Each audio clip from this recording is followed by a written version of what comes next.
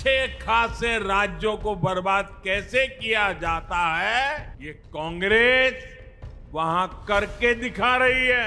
अरे डूब मरो कांग्रेस के लोग, आपके मुंह में किसान के नाम पर झूठ फैलाने का पाप पड़ा हुआ है।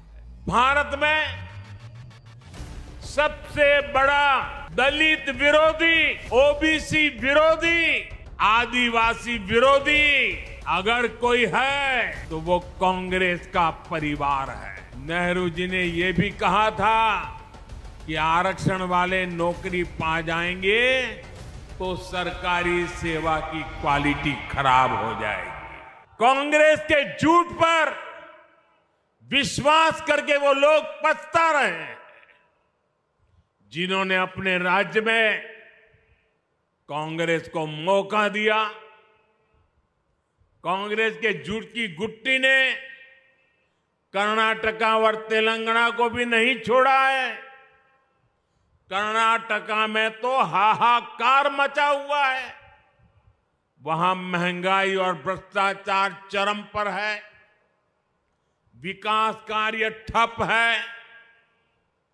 कांग्रेस आने के बाद निवेश और नौकरी दोनों कम हो गए हैं।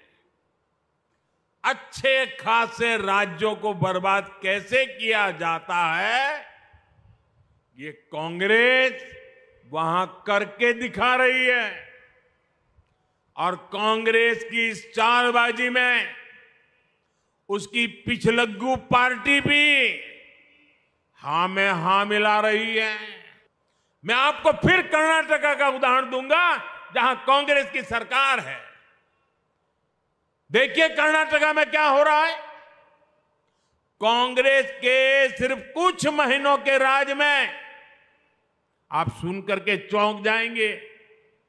कुछ ही समय के राज में कर्नाटका में करीब 1200 किसानों ने आत्महत्या की है। अरे डूब मरो कांग्रेस के लोग, आपके मुंह में किसान के नाम पर झूठ फैलाने का पाप पड़ा हुआ है।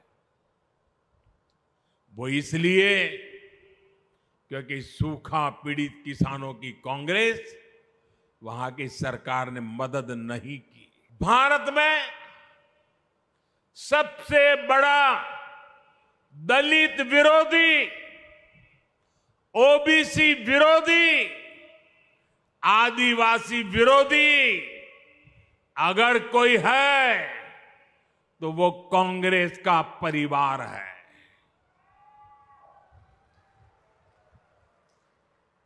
अभी इन लोगों ने कहा है कि सरकार में आए तो दलितों पिछड़ों का आरक्षण खत्म कर देंगे। यही इस परिवार की सच्चाई है।